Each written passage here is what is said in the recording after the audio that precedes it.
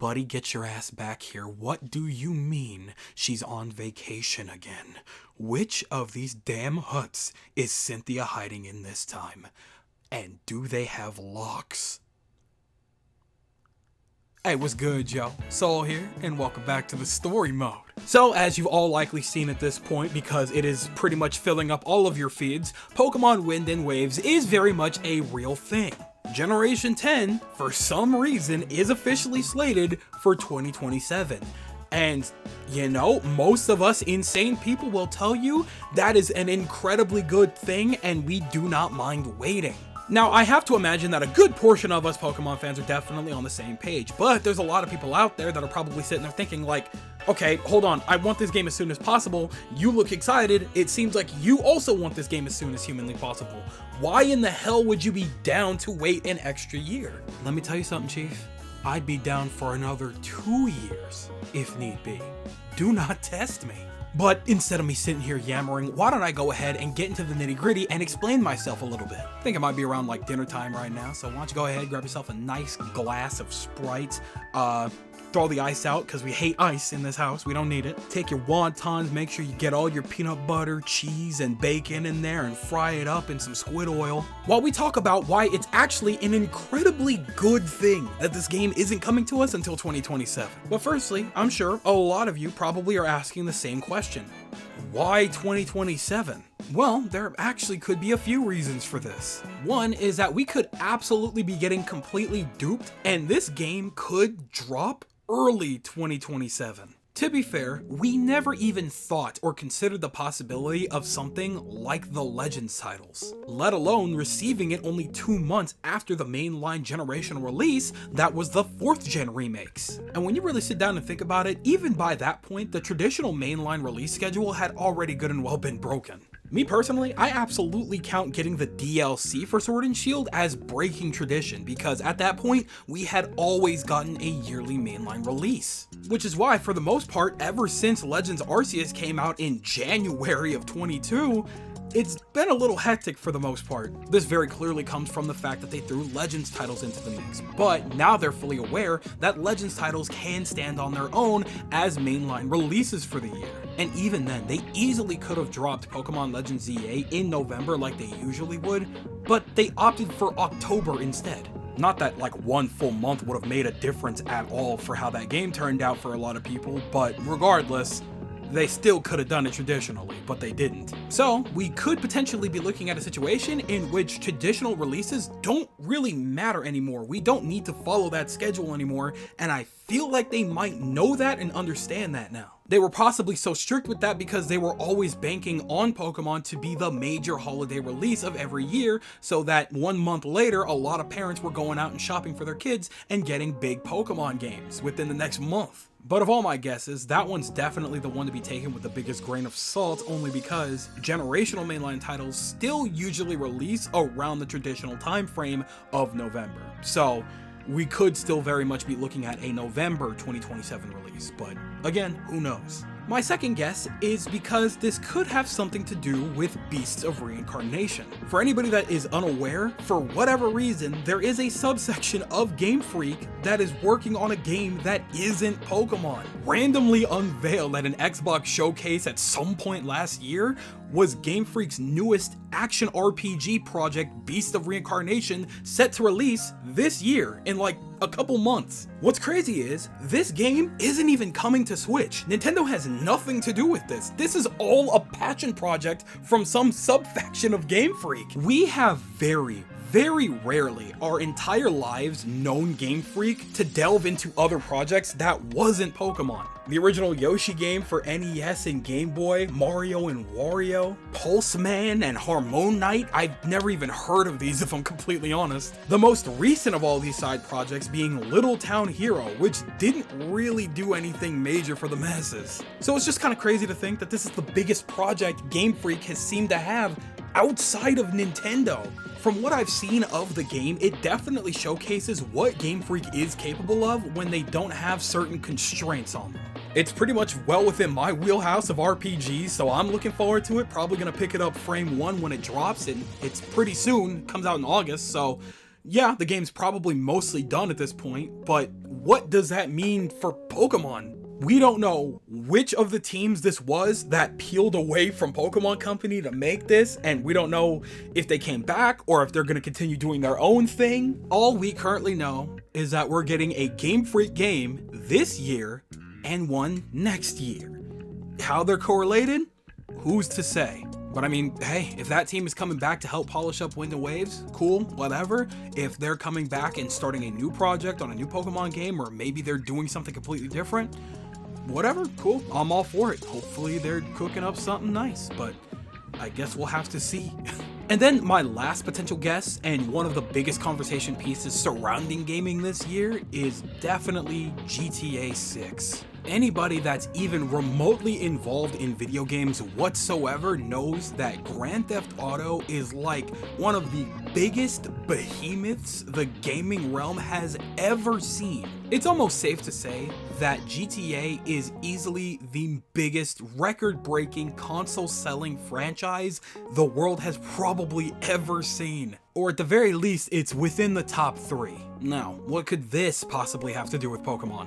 Well, after the delay that we got word of like earlier this year or something like that, it's now slated to release November 19th, 2026. Now, anybody that's been following Pokemon for a decent amount of time knows that Pokemon games usually release around that very week. To my understanding, at least, it's always been around the 3rd or like 4th week of November. But with something like GTA releasing around that general time frame, there's no way in hell they would do that. Don't get it twisted, everybody and their mothers know that Pokemon is an absolute juggernaut when it comes to sales of any kind in the game space, but even they wouldn't be insane enough to attempt competing with the absolute behemoth of Grand Theft Auto, especially when this is a game that the masses have been waiting well over 13 years for. Them boys are starving so bad for a new Grand Theft Auto, they don't even care that this game is probably going to push the price limit of AAA titles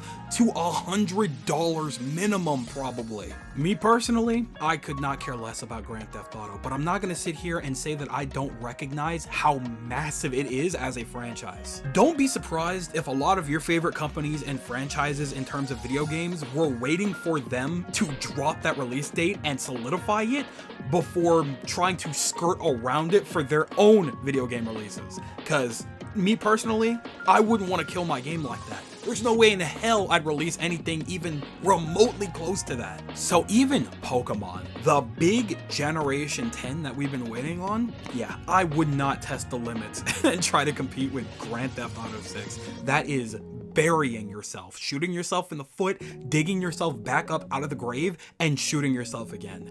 Don't do it, wouldn't recommend it. If GTA 6 is the reason that we get an extra year of polish time for Pokemon in general, hey, Rockstar, do whatever you need to do with that game and solidify that date so that we can get our stuff later. That is fine by me. That all being said, I see this as nothing short of a good thing, and I'm pretty sure a majority of you guys probably agree. A lot of us saw this trailer and we all immediately thought, wow, this definitely looks really good already as is. And this was with a majority of us going into this with the mindset that we were going to be playing this year.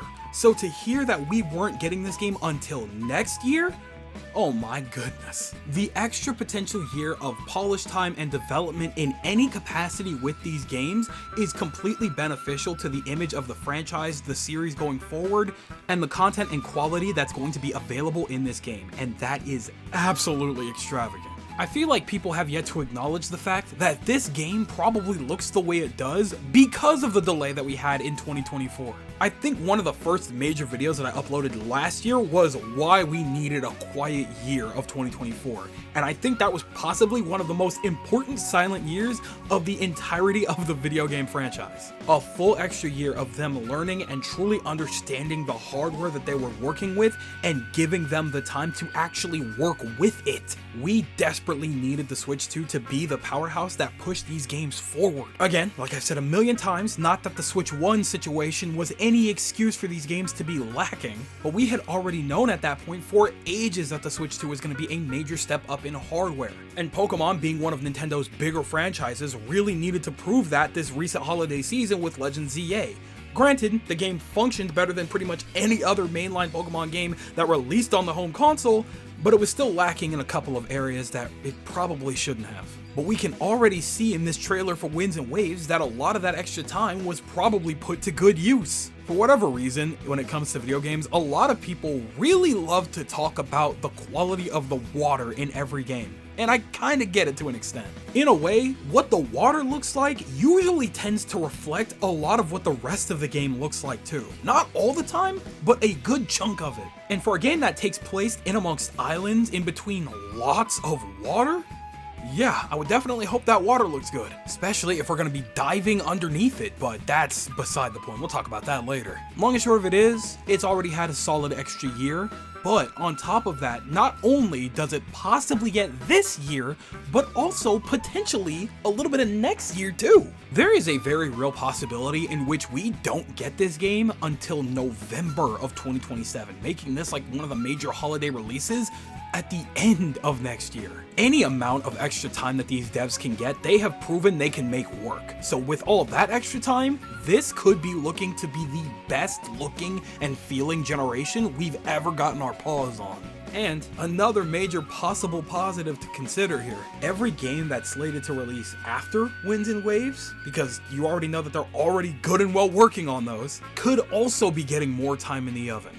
That is nothing short of fantastic. I never delved too deeply into the leaks or anything like that, so I don't actually know what the timeline looks like. Maybe a couple of you guys do, but I can only imagine that one of the things that's coming next is going to be the Gen 5 remakes. I will forever be petty with how Brilliant Diamond and Shining Pearl turned out, because they definitely had a much bigger vision for that game, but they simply didn't have enough time, so much so that they had to pass it off to Ilka, who had to basically copy and paste Diamond and Pearl for whatever reason. But with enough time, enough love and care, on a console that could definitely handle it, they could push for something bigger and better with Generation 5, and at the very least, that could make me a very happy man. Of course, that means that we are living in a reality in which we probably wouldn't even see those remakes until maybe 2029, 2030.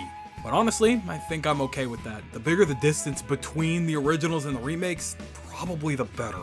But generally speaking, I barely needed to tell you why this is probably, for the most part, a good thing that we're not getting Generation 10 this year. However, there is a possibility that a lot of us are definitely getting a little bit ahead of ourselves.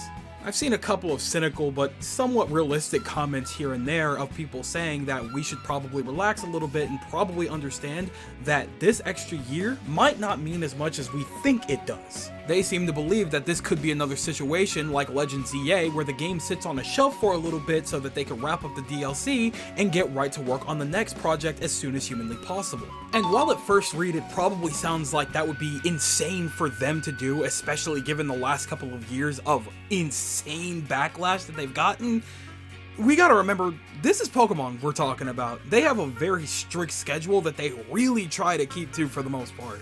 We've witnessed time and time again throughout the entirety of the Switch era that they had zero issue sacrificing a little bit of quality, a lot of bit of quality, to get a game out on time. And while it does suck to even have that idea in the back of my mind for something like Generation 10, like they would do something like that, I can't really put that kind of thing past them. I hate the idea that they would wrap up development at a very clearly too early stage just to move on to the next big title. As much as I like Legends ZA, it feels like there's a lot of aspects in that game that definitely could have used a little bit more time in the oven that I felt like that extra year of 2024 was supposed to give them. Granted, I think I can cut them the slightest bit of slack, only because Legends ZA was the one and only cross-gen mainline Pokemon title. So while I do have that smidge of doubt in the back of my mind, most of me feels a little bit more confident in the fact that this is the Pokemon game that they were able to put all of their focus on developing for much better hardware. Overall, on the balancing scale between cautious and optimistic, I'm leaning a lot more towards optimistic this time around, believe it or not. And I think it's more than okay to feel that way, especially after multiple years of going in cautiously optimistic or not optimistic at all when it comes to these games. I personally believe that the trailer did a very solid job in showcasing a lot of what we have to look forward to in terms of this world, this region, its looks, what Pokemon we have to look forward to, and just capabilities. And I say this because regardless of the fact that that trailer was not running in 60 frames, everybody is still extremely optimistic and excited and hyped for this game. And that's saying something. And just the fact that we have so much more time before we inevitably do see this game running in buttery 60 frames is really promising to me. But hey, you know what? Maybe that's just me. So that just about wraps it up for this one. I have a lot of work to do. I have a lot of videos that I want to make, but I definitely wanted to touch up on this one first because this is probably one of the most exciting aspects that people weren't expecting. This is the one thing that I was not expecting, was for it to be released in 2027 instead of this year. I'm just never gonna get over that fact, but again, could not be happier to be wrong. But regardless, I think I've said my piece, so I'm gonna go ahead and pass the mic over to you guys, and I want you guys to tell me everything that you're thinking in the comment section below. Do you agree that this is nothing short of a good thing that Pokemon Winds and Waves is gonna release in 2027, possibly late 2027, and we could be looking at a really high quality game because of that time frame, and it's looking up for Pokemon as a franchise because it's also helping to push the other games behind it back a little bit more? Or are you not really feeling it either way? It doesn't really make a difference how long they take. These games are just not doing it for you anymore, and you don't think that this game is going to live up to what it has set out to do. Tell me everything you guys are thinking in the comment section below, because you know for a fact that I'm always going to be down there with you guys. But with that, it does appear to be skedaddle o'clock, so I'm going to go ahead and do exactly so. I'd like to thank you guys ever so much for watching. I truly do hope you enjoyed. Do me the greatest favor of dropping a like and a comment, and consider subscribing for more content just like this here. And with that, I'm gone, so thanks again, hope you enjoyed, and I'll be seeing you guys in the next video. Do me the greatest favor, taking good ass care, and I'll see you all next time. Bye! Like this, like switch, like this, priceless, like this, like switch, like this, priceless, hit the light switch.